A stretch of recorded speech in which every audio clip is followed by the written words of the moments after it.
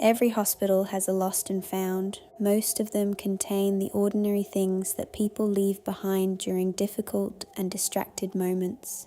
Phones, wallets, glasses, the small objects that slip from pockets and bags when the mind is occupied with something far more urgent than keeping track of possessions. The lost and found at Greenvale Hospital was no different, except for what was brought to it on the morning of the 9th of September. A camera, not a modern one, a film camera, the kind that had not been in common use for many years. It was found by a cleaning staff member in the family waiting area outside the cardiac unit on the 3rd floor. She brought it to the front desk and logged it in the standard way.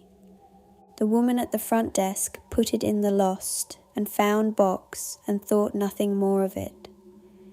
It sat there for 2 weeks. Nobody claimed it. Hospital policy required unclaimed items to be logged and assessed before disposal. A member of the administrative team named Patrick was assigned to process the backlog of unclaimed items that had accumulated over the previous month. He reached the camera on a Thursday afternoon. He turned it over in his hands. It was old but well maintained. The kind of camera that had once been expensive and had been looked after by someone who understood its value. There was a roll of film inside it, partially used. Hospital policy was to discard personal items that could not be returned to their owner. Patrick did not discard the camera. He told himself he was curious about who might have left it and whether the film inside might help identify the owner. He told himself this was a reasonable justification. He had the film developed at a pharmacy on his lunch break. The photographs came back the following day. There were 22 images on the roll. The first 11 were ordinary, outdoor photographs, a garden in summer, a street scene, a group of people gathered around a table at what appeared to be a family celebration. The images were warm and domestic and completely unremarkable. Patrick looked through them carefully, hoping for a name on a birthday banner or a visible address on a letterbox. Nothing identifiable. Then he reached the 12th photograph. It had been taken inside the hospital. He recognized the corridor immediately. The particular shade of the walls, the style of the overhead lighting, the configuration of the doorways. It was the 3rd floor corridor outside the cardiac unit, the same floor where the camera had been found. The photograph showed the corridor empty except for a single figure standing at the far end. The figure was facing away from the camera. Patrick looked more closely. The figure was wearing a hospital gown. He moved to the 13th photograph. The same corridor. The figure had turned slightly, still not fully facing the camera, but turned enough to show a partial profile. 14th photograph. The figure had moved closer, still facing slightly away. 15th, closer still. The photographs continued in sequence, and in each one the figure in the hospital gown had moved closer to whoever was holding the camera. Patrick spread all the photographs out on his desk. In the final image, the figure was close enough that the details were clear. An elderly man, eyes closed, hospital gown hanging loosely from thin shoulders. He was standing close enough to the camera that his face filled most of the frame, and his eyes were still closed. Patrick sat at his desk for a long time. Then he pulled up the hospital records for the 3rd floor cardiac unit and cross-referenced the dates as best he could from the outdoor photographs in the earlier part of the roll. He found what he was looking for within 20 minutes, a patient who had passed away on the cardiac unit, whose physical description matched the figure in the photographs precisely, whose date of death was 2 days before the camera had been found in the waiting room outside his ward. Patrick placed all 22 photographs back in the envelope. He placed the envelope in the camera bag. He placed the camera back in the lost and found box. He submitted a disposal form for it the following morning without reopening the bag. He never told anyone what he had seen, but for the rest of the time he worked at Greenvale Hospital. He never walked the third-floor corridor outside the cardiac unit without keeping his eyes pointed straight ahead. And he never again processed unclaimed cameras from the lost and found, not because of what he had found inside the last one, but because of the detail he had noticed in the final photograph that he had not mentioned to anyone. In the last image, the figure in the hospital gown was close enough that his face filled the frame. His eyes were still closed, but his head was tilted very slightly upward, as though he was listening to the sound of a shutter clicking, as though he knew exactly what was happening and had been moving toward it all along.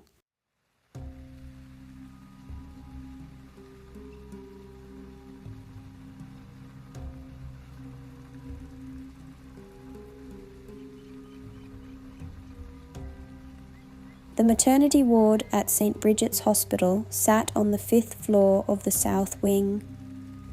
It was a ward that held more concentrated human emotion than almost anywhere else in the building. Joy and fear and exhaustion and relief and grief all existed there simultaneously, sometimes in the same room within the same hour. The staff who worked maternity understood this more intimately than most. Margot had worked the maternity ward for 12 years. She had witnessed births that had been straightforward and births that had been terrifying, and outcomes across the entire spectrum between those two poles. She had developed the particular emotional resilience of someone who spent her working life at the intersection of beginning and ending. She was not easily affected, but the Callahan family stayed with her. Sarah Callahan had been admitted at 34 weeks pregnant with twins. The pregnancy had been complicated from the start, and the medical team had been monitoring it closely. At 34 weeks, the situation had become urgent enough to require immediate delivery. Both twins were born alive. The first, a boy, was small but vigorous. He responded well from the beginning. The team around him were cautiously optimistic within the first hour. The second twin, a girl, was in much more serious difficulty. The team worked on her for a long time. Margot was present throughout. The little girl did not survive. This was the outcome the team had privately considered likely from the point of admission, but likelihood does not soften the reality of it when it arrives. The room held the particular heavy silence that follows the end of effort. The particular weight of a loss that is both expected and completely devastating at the same time. Sarah was told as gently as it was possible to tell someone something that gentle cannot truly reach. The days that followed were the particular kind of difficult that maternity staff carried home with them whether they wanted to or not. The surviving twin, the boy, was in the neonatal unit being closely monitored. He was progressing. Day by day, the reports were incrementally better. The medical team grew more confident. By the end of the first week, they were using words like encouraging. Margot visited the neonatal unit each shift to check on him. It was during one of these visits on the 5th night after the birth that she noticed something that she spent a long time afterward trying to explain to herself in ordinary terms. The boy was in his incubator, sleeping the deep unconscious sleep of a newborn, working hard at the fundamental business of being alive. He was alone in the incubator, and yet Margot stood at the observation window and watched him for a long time, because the boy was not behaving the way a solitary sleeping infant behaves. He was turned slightly to one side. His small hand was extended toward the other side of the incubator. His fingers were curled loosely around something that was not there. Margot watched him for a long time. His grip did not loosen. He did not roll away or shift position the way sleeping infants constantly do. He stayed turned to the side with his hand extended and his fingers gently curled as though he was holding something small and warm that she simply could not see. She went into the neonatal unit and stood beside the incubator. Up close, the impression was stronger rather than weaker. The boy slept with the calm of someone who is not alone. Margot stood there for several minutes. Then she did something she could not fully account for afterward. She leaned close to the incubator and spoke quietly. She said that her brother was doing well. She said he was going to be all right. She straightened up and looked around the neonatal unit and felt immediately self-conscious and checked that no one had observed her and went back to the ward. She told no one about it. 3 weeks later, the boy was well enough to go home with his mother. Sarah Callahan carried him out of the hospital on a grey Tuesday morning, wrapped in a blanket printed with small yellow stars. Margot watched them leave from the ward window.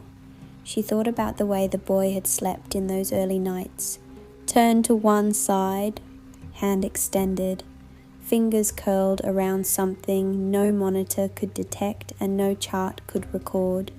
She thought about it for a long time. She never arrived at an explanation that satisfied her completely, but she found, in the quiet moments when the thought returned to her over the years that followed, that she was not troubled by it, only moved by it, in a way that reminded her of why she had chosen this work in the first place, and why, despite everything it asked of her, she had never once considered leaving it.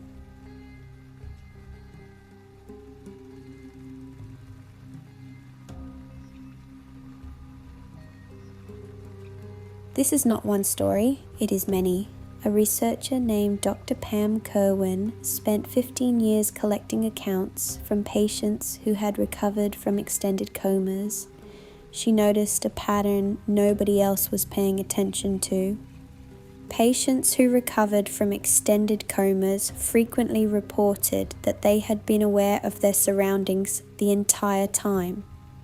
She began documenting their accounts in detail. What she found was difficult to sit with, not because the accounts were dramatic, because they were so specific. Patients described overhearing staff conversations that were later verified to have taken place.